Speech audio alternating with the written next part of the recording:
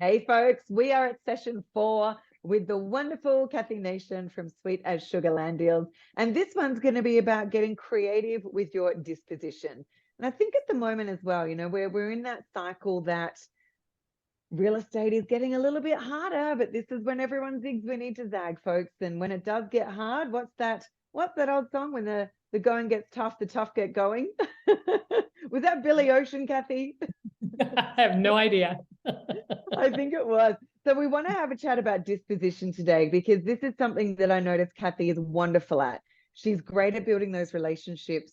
She's wonderful at always promoting her properties in the best possible way. And we want to tap into that so that any other land investors out there can really start to learn from some of the best in the business. So Kathy, let me hand over to you. We just got on this call as well, and you've just closed 2 more deals this week, right? Yes, ma'am. Oh, it's so exciting. So you're amazing at sales. And every time you post one of your little Facebook things at the front of your title company, I'm like, yay! It's so good.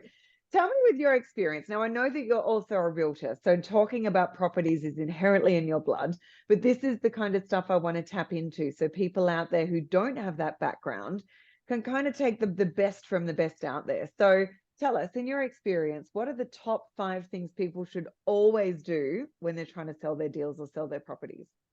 Well, my experience as a realtor was residential home sales in Georgia. And so when we got into the land space, I felt it necessary to do a lot of these top 5 things that others weren't. Okay, so we could tell and see right off the top, some of the photos were not of the actual property.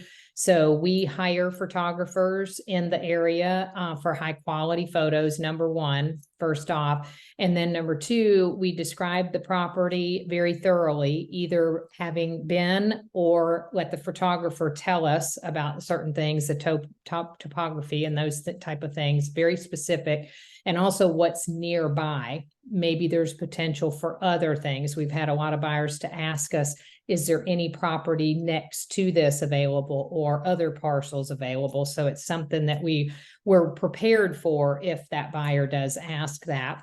And then also best uses of the land. So we speak to the buyer, pretty candidly and openly about what are their potential options, what are they thinking about, just wanting to hike now or bike or camp and then later build, or different uses like that, and try to be very specific with just checking in with the county and the restrictions, because like tiny homes in certain counties might have an 800 square foot minimum and the tiny home doesn't meet that requirement, or as I just learned, a camper does not meet that requirement. And that's huge, because you post no restrictions, that means no restrictions to the average buyer, and then you find out there's an 800 square foot minimum. And so that is one of the big things for us. And then we would also price out, this kind of goes number 4 and number 5 as far as the top 5.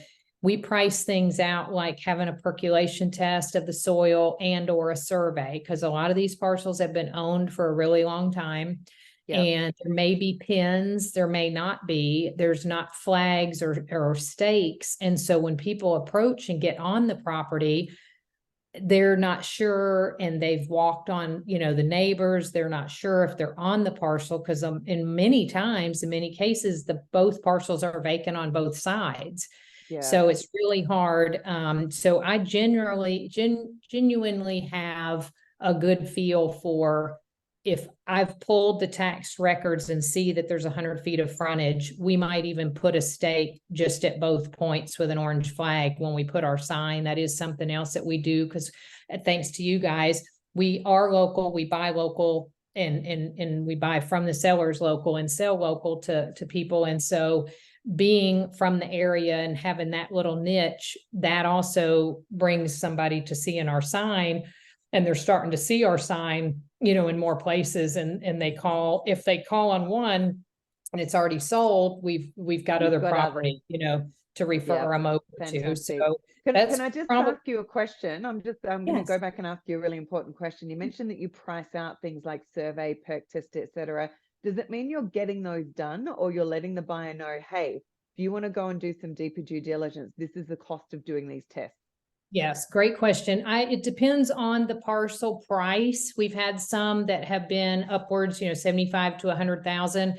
And it's important to get that done because the buyer may be going to the bank, maybe getting an appraisal, maybe, and there was been in those two of those cases, it was that price point. There were homes on both sides, and this person had owned it like 30 years. So we wanted to definitely make sure there were no encroachments.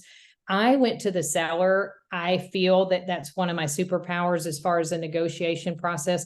The seller did pay in both of those cases because I wasn't going to have the buyer we didn't have yet, right? Yep. And I'm not taking it and holding it. So I wasn't going to expense it. And I don't want to buy and hold inventory or have that expense. And I've worked so well with my guys on the perk test and the survey. They'll actually do one and get paid at closing if I have the buyer. So that's another option, but typically the buyer pays. I think that's a great idea. And again, it's all about balancing on both sides, right? So that's excellent. So for anyone listening who might feel a little stuck in their disposition, what advice would you give them? I think in fine, and I would ask for help. I mean, if you get stuck, I can't place an ad to save my life, and getting the pictures and doing all the actual marketing side of it. I can talk to the buyer on the phone. I'll answer the phone. I can do that, and I'm happy to do that. But I would seek, support. I would seek a team of people, even if you get on the group investor pages, land pages, and borrow somebody's admin. I mean, you don't have to hire one or a VA, get your ad up there if you feel stuck in that part of the disposition process. Yeah, excellent. And I know that you're good at talking to buyers. You're a natural at talking to anyone, and that's one thing that I think stands people apart in this business, right? I always say it's people before it's property, or it's relationship before it's real estate.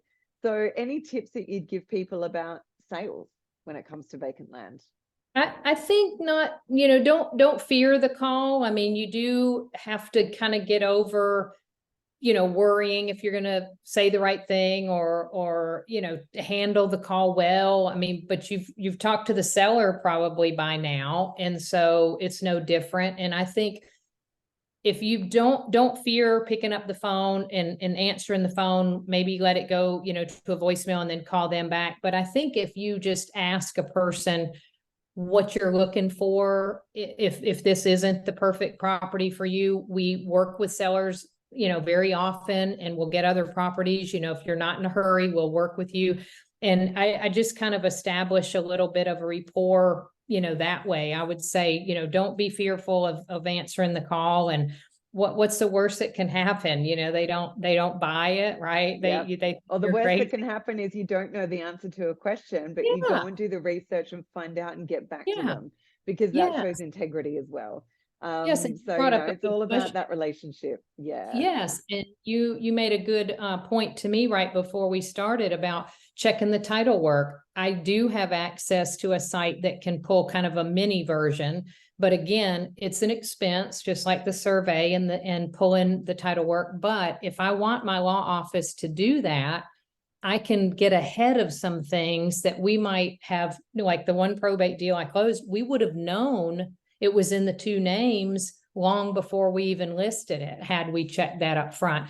Yeah. I don't personally, for us, we don't do it, just automatically. As soon as we get a deal, we don't, because I want to test the market a little bit, about 14 days. If we start getting inquiries, then we're pulling title. I don't want to pay for title and not close. I think that's really good advice, Kathy. Like, let the market tell you if this is a deal worth putting into. Right. That's right. And if it is, get all that stuff done, because you can then provide so much better service to your buyer, which I think is excellent. So thank you for sharing all those insights, Kathy. I've got one more insight to add for anyone listening, and that is always ask the county if there is a future designation for the property. A lot of people just look at the property and go, oh, it's residential. Our best deal to date has been a property that was residential, but also had a future designation of commercial. And guess what our buyers bought it for? Commercial. Commercial. Wow. Yeah. So again, sometimes you got to think ahead. because often your buyers are thinking ahead and we need to be thinking ahead with them. And I think that's exactly what you do, Kathy. So thank you for sharing your insights today. And thank you for working with me on how we help the whole land community. I think it's really awesome that you do that. Well, and that's something else, you know, don't judge the property, even if you're just viewing it online and think there's never going to be a buyer for this one, because our biggest deal to date was one that we thought this will never be, nobody will even find it. And so that's another good tip. I had forgotten that until you said that about the future. I always say we are not our end buyers. Our end buyers are our end buyers, right? And they will tell us what they want to do with it or what they don't want to do with it. Right. Wonderful. Thank you so much, Kathy. I so appreciate you. And for anyone listening, reach out and let me know if I can help in any way. Thank you.